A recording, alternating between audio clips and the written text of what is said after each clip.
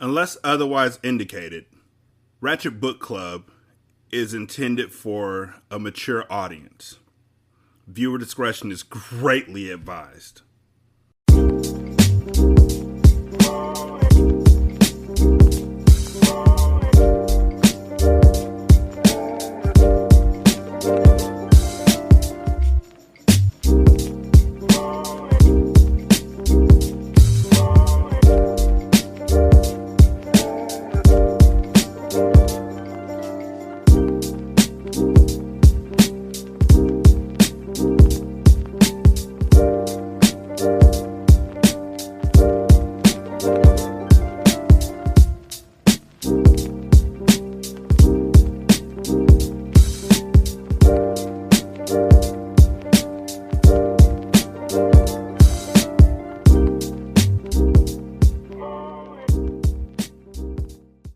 Welcome to Ratchet Book Club, where we read... Hey, this ain't Sing Along with Derek. I've always wanted to try that. Everybody who's listening who didn't say the intro when I said it is probably like, what the hell? The rest of y'all, though, and those y'all who used to watch wrestling when The Rock was actually cool and not a movie star, y'all know what's up. 916-633-1537, Ratchet and Ratchet at gmail.com, Ratchet Book Club on Twitter, Ratchet Book Club on Facebook. Chapter 47. I couldn't leave her there alone, yet I could not stay at her side with Bezo loose in the house. This rending dilemma was in an instant resolved by one of the many tough equations of love. I loved Lori more than I loved life. But the two of us loved our children more than ourselves, which in the language of mathematics, you might call love squared. Love plus love squared equaled an inevitable choice. You hear me talk about my wife all the time on this show, like, honestly, like, constantly. Like, my beloved wife, Nisha, people call her that. Like, her full name is my beloved wife, Nisha. Like, she doesn't live her own life and everything like that. She's just amazing in so many ways. But as much as I love my wife, I don't think anything compares to my kids. Like, they are literally the epitome of a life lived trying to be different from my father. And while I've made mistakes, I've made lots of mistakes, I can honestly say that my kids are, without a shadow of a doubt, the highlights of my life. Like, they just, I don't know. You know, when you see your kids do something that is counter to what you would have done, but you know that what they did was better than what you would have done, and you're like, they're better people than me. A lot of people, it seems, want their kids to struggle and suffer and all that because that makes them tougher. No, it doesn't. You know what makes them tougher and makes them better is actual guidance, like walking with them and letting them experience life, both the good and the bad, while still being there to protect them when the bad happens, and that making sure that the bad doesn't come from you. My kids have made me a better person just by watching them be the best version of what we could have created. And there's nobody in this world that could take their place. There's nobody in this world that could hold a candle to them. They're just everything. I'm just fortunate. My family, my immediate family is really awesome on all counts. And so to have the ability to be amongst such awesomeness makes you want to be awesome too. I'm working on it. Sickened by the prospect of an intolerable loss, terrified by the anticipation of another loss unendurable, I went after Bezo, desperate to stop him before he found the kids. He wouldn't be content to escape and return another day. We had seen his new Brazilian face. Never again would he enjoy the advantage of surprise. We were in the end game. He would have his compensation, his something for something, Andy for his punchinello. He will murder the girls, too, and call it fair interest on the debt. As I crashed through the swinging door into the dining room, he staggered out of there, clipping the frame of the archway with his shoulder. In the living room, he shot at me. Pepper blurred as his vision must have been, luck rather than skill guided the bullet. Fire seared my right ear. Although the flash of pain was not disabling, it scared me into a stumble, a fall. I scrambled up. Bezo had vanished. In the foyer, I found him with the pistol in his right hand, his left hand clutching the banister on the balustrade, doggedly climbing the steps, with half of the first flight already behind him.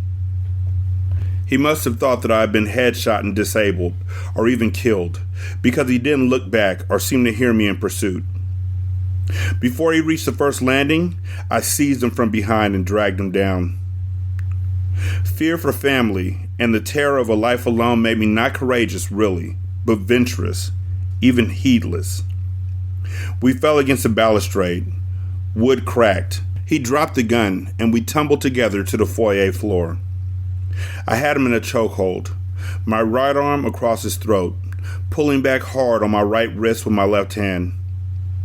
Untroubled by the slightest compunction, I would have tightened the hold until I crushed his windpipe, would have listened with savage pleasure as he drummed his heels against the floor in death throes. Before I had been able to lock the hold, however, Bezo had gotten his chin down, wedging it against my arm, making it impossible for me to apply full killing pressure. He reached behind his head, clawing with both hands, hoping to blind me. These cruel hands that had strangled Nedra Lamb. These merciless hands that had shot Dr. McDonald, Nurse Hanson. I strove to keep my face away from him. He snared my bullet-grazed ear and twisted. Pain flared so intensely that all breath flew from me, and I almost passed out. When Bezo felt the chokehold relent for an instant and then discovered his fingers slick with my blood, he knew my weak spot. He bucked and wrenched this way and that in a bid to break my grip, all the while groping backwards from my ear. Sooner than later, he was snared again. Next time, the pain would trigger a trap door, a plunge into unconsciousness, vulnerability, death. The pistol lay a few feet away, on the bottom step. Simultaneously, I released the chokehold and shoved Bezo away from me. One roll carried me to the bottom of the stairs. I plucked the pistol off the step, turned, and fired. At such close range, as he reached for me, the bullet tore out his throat. He flopped, face up, arms spread, the back of his right hand rapping spasmodically against the floor. Assuming that my count proved correct, 8 shots had been fired. If the weapon contained the usual magazine, 2 rounds remained. Gagging, gushing, whistling air through his ruined throat, Conrad Bezo was dying in wheezes and spurts. I wished I could say that mercy motivated me to shoot him twice again, but mercy had nothing to do with it. Death took his life, and something worse collected his soul. I could almost feel the chill of that collector stepping in to take what was owed to him. His eyes, one blue now and one hazel, looked as round as those of a fish, glazed and senseless, yet filled with the mystery of 10,000 fathoms. My right ear was a cup filled to the brim with warm blood, but I still heard Annie in the second-floor hallway, calling, "Daddy? Mommy?" I heard Lucy, too, and Andy. The kids were not yet at the head of the stairs, but they were coming. Frantic, despaired than the sight of Bezo torn and dead, I thundered, "Get in your room! Lock the door! There's a monster down here!" We never teased them about monsters. We treated their fears solemnly and with respect. Consequently, they took me at my word. I heard running feet, followed by the boom at a girl's bedroom door thrown shut with such force that the walls shook. The window panes vibrated, and the sprig of mistletoe hanging from the foyer light fixture trembled on the suspending ribbon. "Lori," I whispered, hushed by the fear of the death having come to gather Bezo, might linger for one more harvest. I ran to the kitchen. Chapter 48. Love can do all but raise the dead. The mind is quicksand, letting nothing go, and even what is learned reluctantly in school, once thought to be forgotten, rises to the surface less when needed than when some dark spirit would mark us with the uselessness of all we know. As I rushed to the kitchen, that line of verse, "Love can do all but raise the dead," returned to me from English studies, as did the name of the poet, Emily Dickinson. She had often written to comfort the heart, but these words tortured mine. What we learn is not the same as what we know. Pushing through the swinging door into the kitchen, I knew that my love was so fierce that it could do what the poet said it couldn't. Were I to find Lori dead, I will resurrect her by an act of will, by the power of my need always to be with her, and lips to lips will pour into her my own life through sweet resuscitative breaths. Although I knew a conviction of my reanimating power was crazy, as insane as anything the bees would have believed, a part of me remained certain of it nonetheless, because I believed that even my love could not raise the dead would be to collapse into hopelessness and a kind of living death. In the kitchen, every moment mattered, and every action had to be taken not only quickly, but also in its proper order. Otherwise, all would be lost.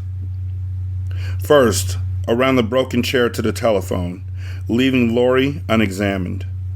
The handset slippery in my sweaty grip, I keyed in 911 and endured 2 rings, each eternal. When the police operator answered before the 3rd ring, she was a woman I knew, Denise Dearborn. We had dated twice. We liked each other well enough not to waste each other's time on a 3rd date. I spoke urgently, voice raw and trembling. "Denise, this is Jimmy Tock. My wife's been shot. Lori, she's been shot bad. We need an ambulance. Please. Now. Please." Aware that our address had appeared on the computer in front of Denise the moment that the connection had been made, I wasted no more time with her. Dropped the receiver, letting it dangle on its cord and bang against the cabinetry. I knelt at Lori's side, in her spreading blood. Beauty this perfect and this pale could usually only be found in sculpture, or marble monuments. She appeared to have been shot in the abdomen. Her eyes were closed, no movement under the lids.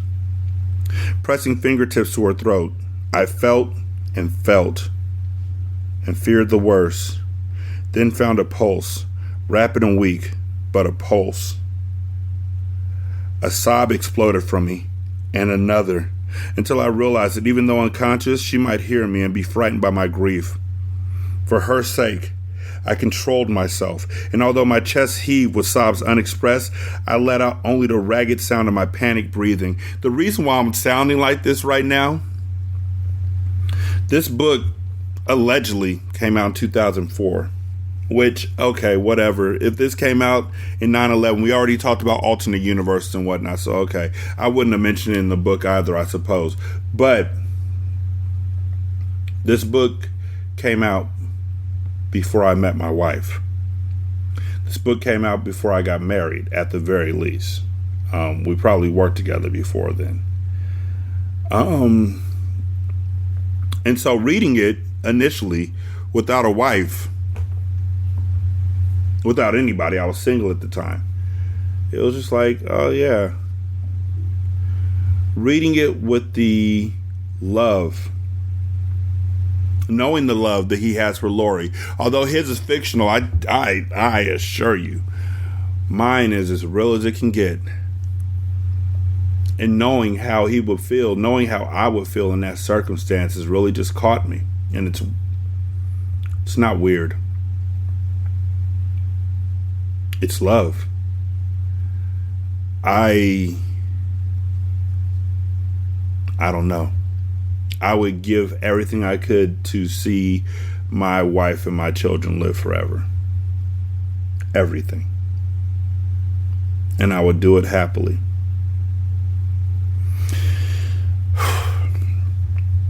Although she seemed to be unconscious, her respiration was rapid, shallow. I touched her face, her arm. Her skin felt cold and clammy. Shock. My shock was emotional, to the heart and mind, but she suffered physiological shock from the violence of the trauma and the loss of blood. If her wounds didn't kill her, shock might. She was lying flat on her back, an ideal position for treatment. After folding a dish towel, I eased it under her head merely to cushion her. Only her feet should be raised. I pulled cookbooks from nearby shelves, made a pallet of them, and carefully elevated her feet about 10 inches. Combined with plummeting blood pressure, heat loss could prove deadly in her condition. I needed blankets, but dared not leave her side long enough to sprint upstairs and get them. If she died, I would not let her die alone. The adjacent laundry served also as a mudroom. I plucked winter coats from wall pegs. Again in the kitchen, I blanketed her with coats. My coat and hers, Annie's, Lucy's, Andy's coats. Lying beside her, heedless of the blood, I pressed my body against hers for what warmth I might provide.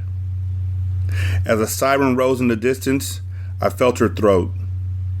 Her pulse wasn't any stronger than before, but I assured myself that it wasn't any weaker either, and knew that I lied. I spoke into the delicate shell of her ear, hoping that she would hold fast to my voice, that my words would tether her to this world. I said things I can't remember, assurances and encouragements. But soon, I had been reduced to 3 words, the greatest truth that I knew, repeated with urgency and passion. I love you. I love you. I love you. I love you. I love you. Chapter 49. My father urged the worried neighbors to move back, off the front porch steps, off the walkway, onto the lawn amongst the Christmas figures. Immediately behind Dad came 2 paramedics, wheeling Lori out of the house on a gurney. She lay unconscious beneath the wool blanket, receiving plasma through an IV drip. I moved at her side, holding high the bottle of plasma. The paramedics preferred the assistance of a police officer, but I trusted only myself with the task. They had to lift the gurney down the steps. The wheels met the walkway with a clatter, rolled squeakily towards the street. My mother was upstairs in the girls' room with all 3 kids, comforting them and making sure they didn't look out a window. Half a dozen police vehicles angled along the street, engines idling. Their array of emergency beacons painting the snow-crusted trees and the surrounding houses red, blue, red, blue. The ambulance waited curbside, behind the Mercury Mountaineer in which Conrad Beazle had arrived. Kevin Tolliver, the paramedic who would treat Lori en route to the hospital, took the bottle of plasma from me and climbed into the back of the ambulance as his partner, Carlos Nunez, shoved the gurney into the vehicle. When I started to climb inside, Carlos stopped me. No room, Jimmy. Kevin's going to be busy. You don't want to make things harder for him. But I've got to... I know, Carlos interrupted. But when we get to the hospital, she'll go straight to surgery and you can't follow her there either. Reluctantly, I stepped back. Closing the doors between her and me, closing the door on what might be my last sight of her alive, he said, "Your dad will drive you, Jimmy. You'll be right behind us." As Carlos hurried forward and got in the driver's seat, Dad appeared at my side and led me out of the street, onto the sidewalk. We passed the manger, where angels, wise men, and humble beasts watched over the Holy Family. A small spotlight had burned out, leaving one of the angels in shadow. In the otherwise lighted tableau, this dark form with half-furled wings looked ominous, waiting. In the driveway of my parents' house, crystallized exhaust vapor plumed from the tailpipe of Dad's Chevy Blazer. Grandma Rowena had moved the SUV out of the garage and readied it for our use. She stood there, dressed for a ham dinner, coatless. Although she was 85, she could just about break your ribs with a hug. Pumping the siren, Carlos swung the ambulance away from the curb. A policeman waved him through the nearby intersection. As the siren rapidly receded, Grandma pressed something into my right hand, kissed me, and urged me into the Blazer. The policeman at the intersection waved us through, and as we drove towards the hospital, I regarded my clenched right hand. The fingers were crusted with my blood, and the blood of my beloved wife. When I opened my hand, I discovered that Grandma, who for a while had been upstairs with Mom and the kids, had retrieved from Lori's jewelry box the cameo pendant that I had given her when we were dating. The pendant was one of only 3 things to survive the fire that destroyed our first home. As delicate as it was, it should have been lost. The gold chain and the gold-plated mounting should have melted. The carved white soapstone cameo of a woman in profile should have been cracked, blackened. The only damage, however, was a slight discoloration of a few locks of the woman's soapstone hair. Her features were as finely engraved as ever they had been. Some things aren't as fragile as they appear. I closed my blood-stained hand around the pendant, clutching it so tightly that, by the time we reached the hospital, my palm ached as if a nail had been driven through it. Lori was already in surgery. A nurse insisted on taking me to the ER. The bullet Bezo had fired at me in the living room had ripped the cartilage of my right ear. She cleaned the ear and flushed the clotted blood out of the eustachian tube. I refused to submit to anything more than a local anesthetic while a young doctor stitched me up as best he could. For the rest of my life, that ear would give me the look of a battered boxer who had spent too many years in the ring. As we were not permitted to stand watch in the hallway outside the operating room where they had taken Lori, and as she would be transferred to intensive care when the surgery had finished, Dad and I waited in the ICU lounge. The lounge was cheerless. That suited me fine. I didn't want to be coddled by bright colors, soft chairs, and inspiring art. I wanted to hurt. Crazily, I worried that if a numbness of mind or heart or body overcame me, if I admitted any kind or degree of exhaustion, Lori would die. I felt that only by the sharpness of my wretched anguish could I keep God's attention and be sure that he heard my petitions. Yet I must not cry, because to cry would be to acknowledge that I expected the worst. By such an acknowledgement, I would be inviting death to take what he wanted. For a while that night, I had more superstitious rules than those obsessive-compulsive whose daily lives are governed by elaborate domestic rituals and codes of conduct devised with the intention of magically warding off bad fortune. For a while, Dad and I shared the ICU lounge with other haunted people. Then we were alone. Lori had been admitted at 8:12. At 9:30, Dr. Wayne Cornell, the surgeon tending to her, sent a nurse to speak with us. First, she told us that Dr. Cornell, qualified for general surgery with a specialty in gastrointestinal work, was an excellent surgeon. She said the team with him was awesome. I didn't need this soft-spoken sales pitch. To stay sane, I had already convinced myself that Dr. Cornell was a genius, with hands as sensitive as those of the greatest concert pianist, a nonpareil. According to the nurse, although Lori remained in critical condition, the surgery was going well, but it would be a long night. Dr. Cornell's best estimate was that he would not be finished until sometime between midnight and 1 o'clock. She had taken 2 bullets. They had done much damage. Just then I didn't want more details. I couldn't bear them. The nurse left. With just me and Dad in it, the small ICU lounge seemed as big as an airplane hangar. She'll be fine, he told me. As good as new. I couldn't remain seated. I had to move. I had to burn off nervous energy. This was Sunday, December 22nd, not one of the 5 days from the back of the circus pass. At midnight, the 3rd day on Grandpa Joseph's list would begin. What could happen after midnight that would be worse than what had happened this evening? I pretended not to know the answer. I pressed from my mind the dangerous question itself. Although I had gotten up the pace, I found myself at one of the 2 windows. I didn't know how long I had been standing there. I tried to focus on the view beyond the glass, but there didn't seem to be one. Just blackness, a bottomless void. I was holding tightly to the window frame. Vertigo had overcome me. I felt I would fall through the window into a dark whirlpool. Behind me, Dad said, "Jimmy?" When I didn't answer, he put a hand on my shoulder. "Son," he said. I turned to him. Then I did what I had not done since I was a little child. I wept in my father's arms. When Kid Awesome was born, Kid Awesome is now 17. He just turned 17 yesterday. That won't matter to a lot of y'all when we all listen to it in the future, but he did. I'm very happy about that. Because when he was born, he had a condition that almost killed him.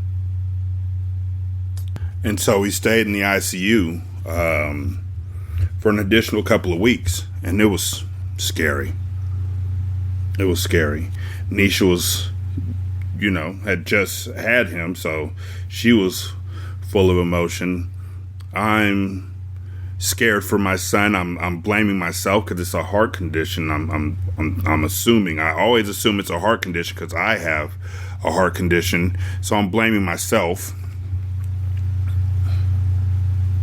And I'm worried for my wife. And I'm worried for my son. He was in there for a couple of weeks. And what didn't happen in those couple of weeks, my dad never showed up. My mom was there. But my dad never called. My dad never told me everything was going to be okay. My dad never did anything. And then when Kid Awesome was 13, he got surgery he had an open heart surgery. I talked about that on another book, which you also listen to it. It's the Babysitter's Club, but it's still dope. And in that surgery, I was petrified. I knew that one was my fault.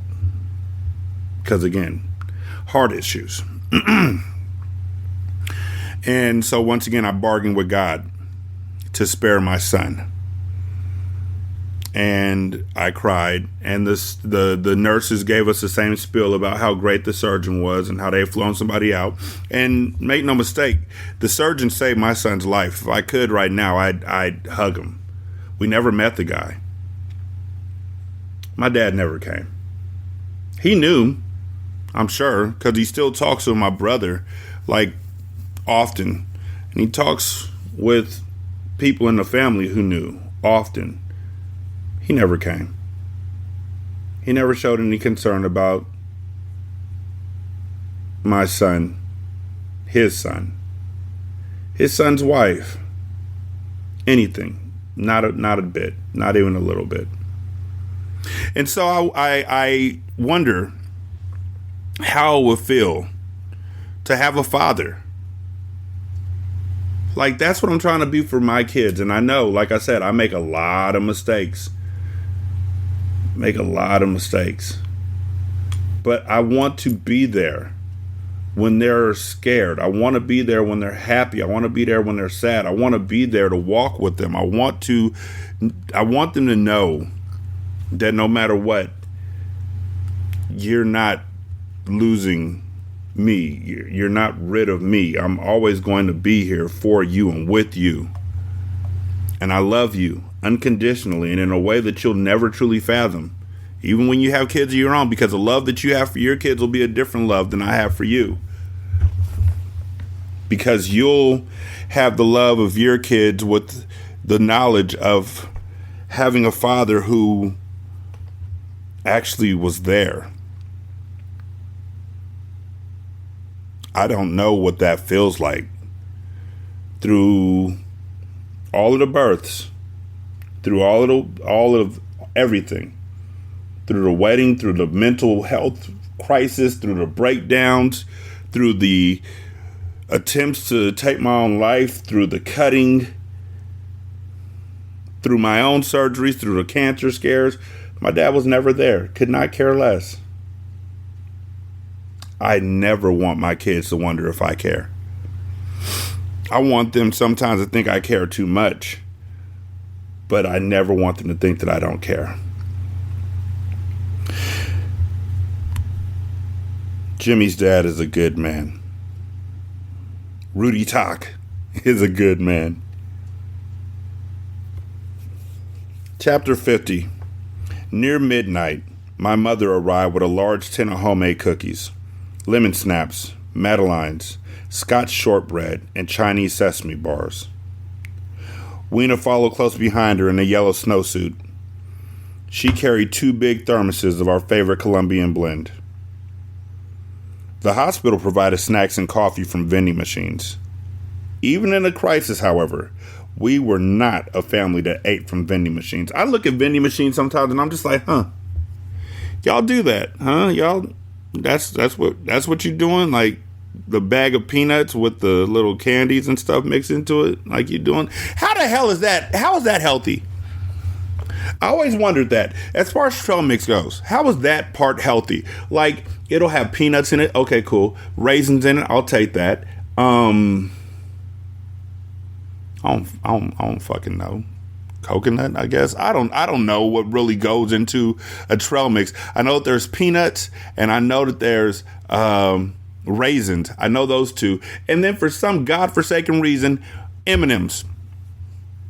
Why are there M&Ms inside the healthy trail mix? Like, is it not supposed to be healthy? Is it supposed to give you energy? Is the chocolate like giving you a jolt? Like, I never understood that part. Anyhow, but no, me and vending machines, we do not kick it. The last time I ate from a vending machine, I believe I was about 19 and thought I was going to live forever. Yeah, that was about it. Annie, Lucy, and Andy had been moved to my parents' house. They were in the care and under the protection of a phalanx of trusted neighbors. Mom had also brought a change of clothes for me. My shoes, pants, and shirt were stiff with dry blood. "Honey, clean up in the men's room down the hall," she said. "You'll feel better." Leaving the lounge long enough to wash up and change seemed to be breaking the vigil, an abandonment of Lori. I didn't want to go. When my wife had surgery, like her serious surgery, it was life-threatening. My mom was there. My mom held me. My dad didn't. Do not ask why I'm not at that man's funeral. If you're listening to this and you're a family member. And if he's already dead, you know why I missed it. Before leaving home, Mom had found her favorite snapshot of Lori and had it inserted into a small frame. She sat now with it on her lap, studying it as if it were a talisman that would ensure her daughter-in-law's full recovery. My beloved wife calls my mom, Mom. It's weird sometimes, to hear somebody else calling your mom, Mom, especially somebody that you're married to. It's like, ugh, gross. I was dating a girl when I was a kid. Like, we were 18, 19. So, yeah, when we were kids. But I was dating someone who had my same last name. That was weird, too. Like, we had grown up in the same city. That was weird, because honestly, I didn't know what my dad had been doing in them streets. But seriously, I didn't. But no, I was dating a girl, wonderful young lady, probably still a wonderful young lady. Not young, but, whatever. Had my same last name, and that was weird. But dating my wife, marrying my wife, and having her call my mom was weird. It was off-putting. But my mom calls her daughter. I don't know what that love feels like from an in-law either. Well, I do. From my father-in-law. He loves unconditionally. He's a great person. Yeah. My mom would be there sitting vigil for my wife. I know that without hesitation. I know that because she's done it before, and she would drop everything and do it again. My father sat beside my mother, took her hand, held it fast. He murmured something to her. She nodded. She stroked the photo with one finger, as if smoothing Lori's hair. Gently, Weena took the cameo pendant from my hand, clasped it in both of hers, warming it between her palms, and whispered, "Go, Jimmy. Make yourself presentable for Lori." I decided that the vigil could not be broken with these three remaining in attendance. In the men's room, I hesitated to wash my hands, for fear that I would be washing Lori away with her blood. We don't fear our own deaths as much as the deaths of those we love. On the cusp of such a loss, we go a little crazy with denial. When I returned to the ICU lounge, the four of us drank coffee and ate cookies with such solemnity that we might have been taking communion. At 12:30, the surgical nurse returned to inform us that Dr. Cornell would need more time than originally projected. He now expected to speak with us at about 1:30. Lori had already been in surgery for over 4 hours. The cookies and coffee soured in my stomach. Still wearing his greens and cap, the surgeon arrived with our internist, Mellow Melodian, at 1:33. Dr. Cornell was in his 40s, looked younger, yet had a comforting air of experience and authority. Considering how terrible her injuries were, Dr. Cornell said, everything went as well as I could have hoped. He had removed her damaged spleen, which she could live without. More troubling, he had removed a badly ravaged kidney, but, God willing, she will be able to enjoy a full life with the one that remained.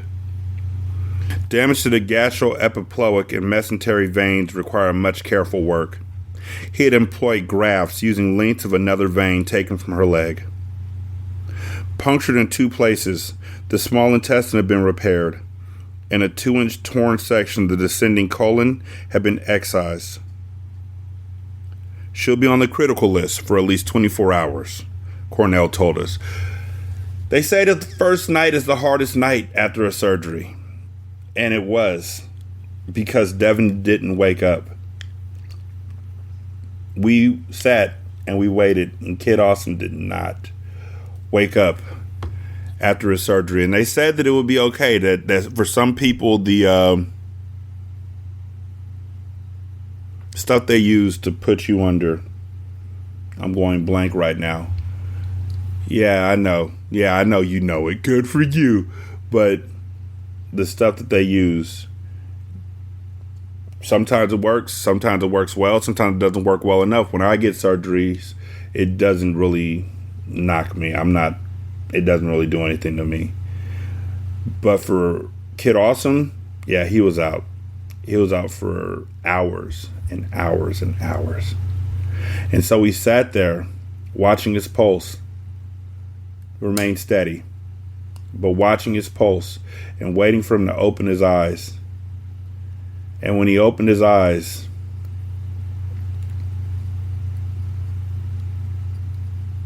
he was thirsty but couldn't drink. He couldn't have anything to drink because they had repaired his heart. They had repaired my soul.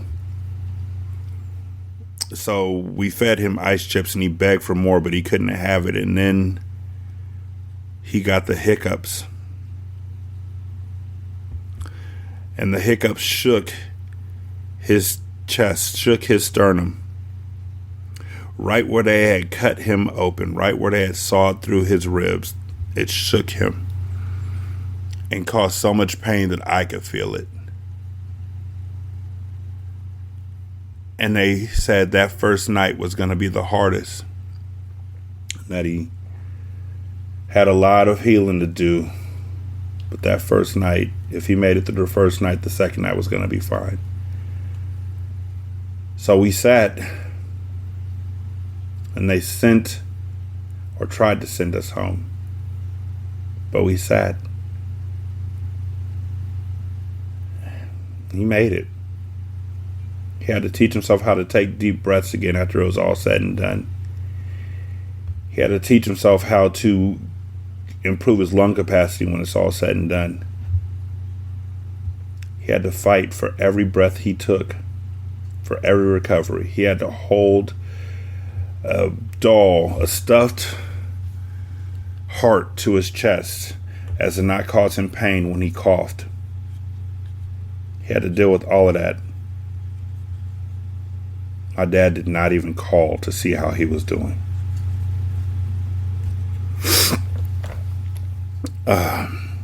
With the intestinal damage, she faced some possibility of peritonitis, in which case he would have to operate on her again. She will be put on blood thinners to minimize the risk of stroke from clots forming where vein walls have been stitched. Lori's not out of the woods yet, I cautioned, but I'm a lot more confident about her now than when I first opened her up. I suspect she's a fighter, isn't she? She's tough, Mellow Melodian said. And I said, she's tougher than me. After they brought her to the ICU and settled her, I was allowed to visit her in her cubicle for 5 minutes. She remained sedated. Even with her features relaxed in sleep, I could see how much she had suffered. I touched her hand. Her skin felt warm, but perhaps that was because my hands were icy. Her face was pale, but nevertheless radiant, like the face of a saint in a painting from a century in which most people believed in saints and artists more than anyone. She was on an IV, hooked up to a heart monitor, with an oxygen feed in her nostrils. I looked away from her face, only to watch the steady spiking of the light that traced her heartbeat across a graph. Mom and Grandma spent a couple minutes with Lori, then went home to reassure the kids. I told Dad to go home too, but he remained. There are still some cookies that need eating in that tin. In those pre-dawn hours, we would have been at work if we had not been at the hospital, so I didn't grow sleepy. I lived for the brief moments that the ICU staff allowed. At dawn, a nurse came to the lounge to tell me that Lori had awakened. The first thing she said to anyone was, "Gimme Jimmy." I'm not selfish, but I like to believe that would be the same thing that in my dreams, my wife will reach for me. I can't say that that's what would actually happen. I can only say that I will reach for her. I will reach for them all. When I saw her awake, I would have cried, but for the realization that tears would blur my vision, and I was starving for the sight of her. "Andy?" she asked. "He's safe. He's fine. Annie? Lucy? They're all safe. They're okay." "True?" "Absolutely." "Bezo?" "Dead." "Good," she said, and closed her eyes. "Good." Later, she said, "What's the date?" I almost didn't tell her the truth, but then I did. December 23rd. "The day," she said. "Obviously, Grandpa missed it by a few hours. He should have warned us about the 22nd. Maybe. The worst is past. For me," she said. "For all of us. Maybe not for you. I'm fine. Don't let your guard down, Jimmy.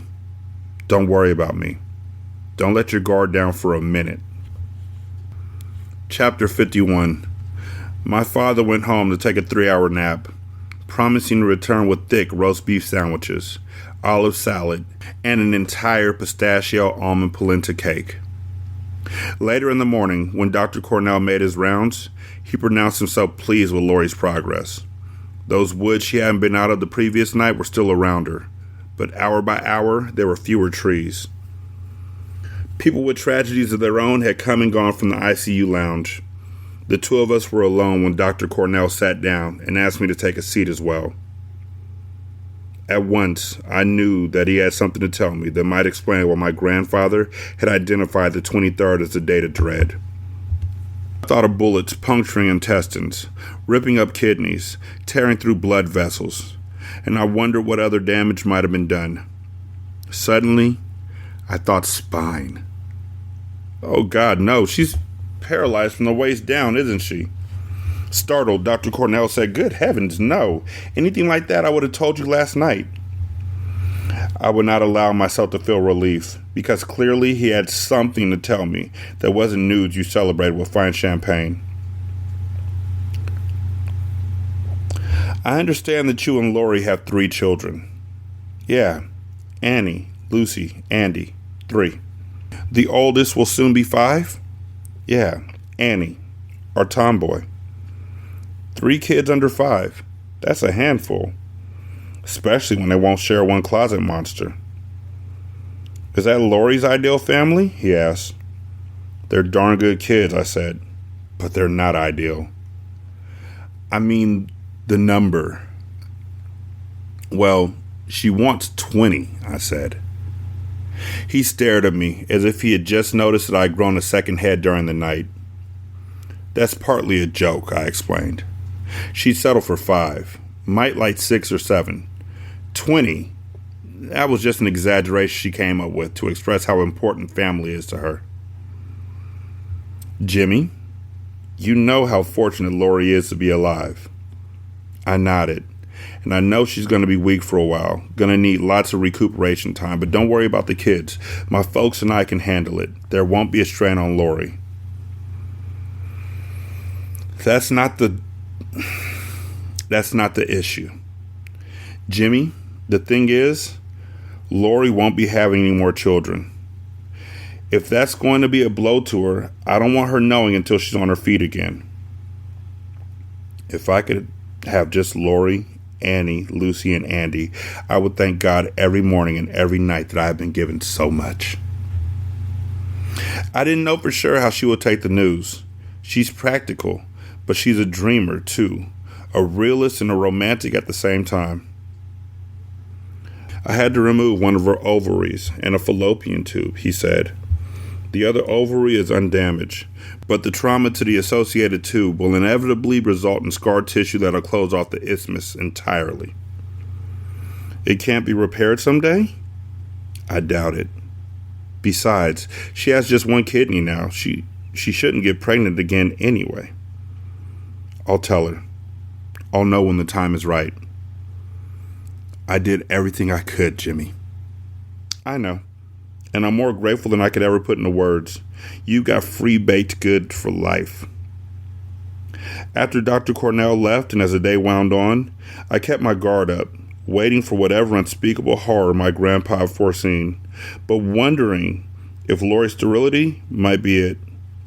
To me, that would be an abiding sadness, yes, but nothing worse. To her, however, it might qualify as tragedy. As it turned out, we would not fully understand for several months why that 23rd of December had been almost as terrible a day in our lives as had been the evening of the 22nd.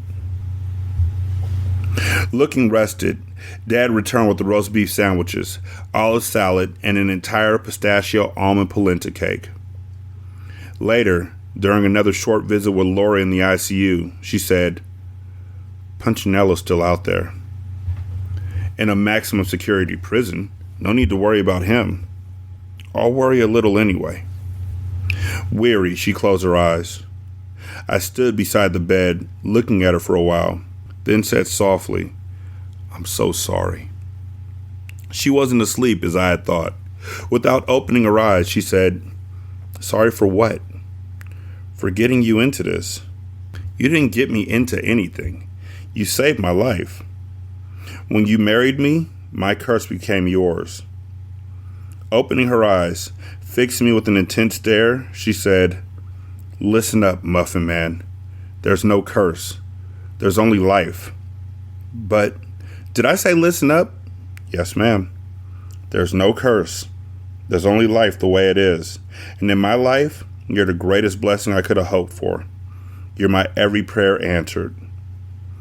On a subsequent visit, when she was asleep, I gently slipped the cameo pendant around her neck. Fastened the catch. Delicate but indestructible. Beauty enduring. The profile of love everlasting. Chapter 52. On January 11, 2003, Lori was discharged from the hospital. For a while, she stayed at my parents' house, next door to ours, where there would be more hands to help her. She slept on a rollaway bed in Mom's art alcove, adjacent to the living room, under the watchful gaze of an unfinished portrait of Lumpy Dumpy, someone's pet turtle. By Sunday, January 26, Lori had been on a regular diet long enough and with sufficient success that we deemed her ready for a holiday dinner, Tox style. Never had our Christmas table been so heavily laden. Serious discussions were held as to the possibility of the table cracking under the burden of so many delectables. After calculations in which the kids contributed their unschooled but imaginative mathematics, we concluded that we were 2 dinner rolls shy of the weight required to trigger a collapse. 8 of us gathered around the table for the postponed feast. The children boosted on pillows, the adults lifted higher by good wine. Never had the Christmas candles painted our faces so warm, so bright. The children glowed like blithe spirits, and when I looked around at Mom, at Dad, at Grandma, at Lori, I felt I was in the company of angels. During soup, Grandma Rowena said, "The wine reminds me of the time Sparky Anderson uncorked a bottle of Merlot and found a severed finger in it." The kids squealed at one, grossed out and delighted. "Weena," my father warned, "that's not an appropriate story for the dinner table, especially not for the Christmas dinner table." "Oh, on the contrary," said Grandma, "it's the most Christmassy story I know." "There's nothing whatsoever Christmassy about it," Dad said exasperatedly. Mom came to the defense of Grandma. "No, Rudy, she's right. It's a Christmassy story. There's reindeer in it." "And a fat guy with a white beard," Grandma added. Lori said, "You know, I still never heard the story about how Harry Ramirez boiled himself to death." "That's a Christmassy story, too," my mother declared. Dad groaned. "Well, it is," Grandma agreed. "There's a midget in it." Dad gaped at her. "What makes a midget Christmassy?" "Haven't you ever heard of elves?" Grandma asked. "Elves aren't the same as midgets." "They are in my book," Grandma said. "Mine too," said Lucy. "Midgets are people," Dad persisted. "Elves are fairies." "Fairies are people too," Grandma scolded him, "even if they do prefer going to bed with their own gender." My mother remembered. "And wasn't the midget's name Kris Kringle?"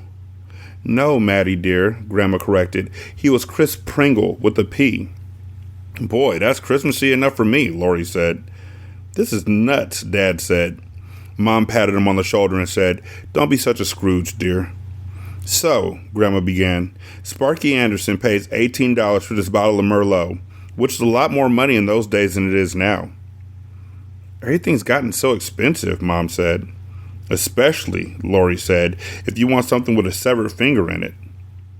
The next of the 5 terrible days was 10 months away, which that night, bright with tinsel, fragrant with roast turkey, seemed like forever. 916-633-1537, Ratchet and Ratchet at gmail.com, Ratchet Book Club on Twitter, Ratchet Book Club on Facebook. You can leave a review on Spotify. It takes like 13 seconds. You can also leave a review on Podchaser. Copy and paste that in the Apple Podcasts, and then copy and paste that into the Good Pods app. You can donate to the show at patreon.com/single simulcast. $1 will get you a ton of content. You can also donate to the show at buymeacoffee.com/sscast or on the Good Pods app. You can leave a tip in the tip jar. Thank you so much for listening. I greatly appreciate it. Y'all be good. I'm going to holler at you later. Peace.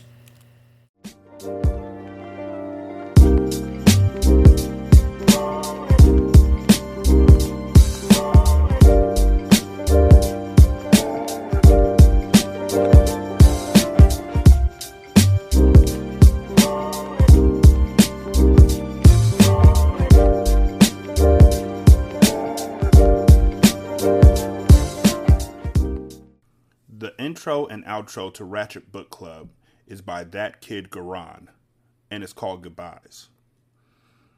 You can email him at tkgbeats94@gmail.com for more information on how to lease this beat. This is Single Simulcast.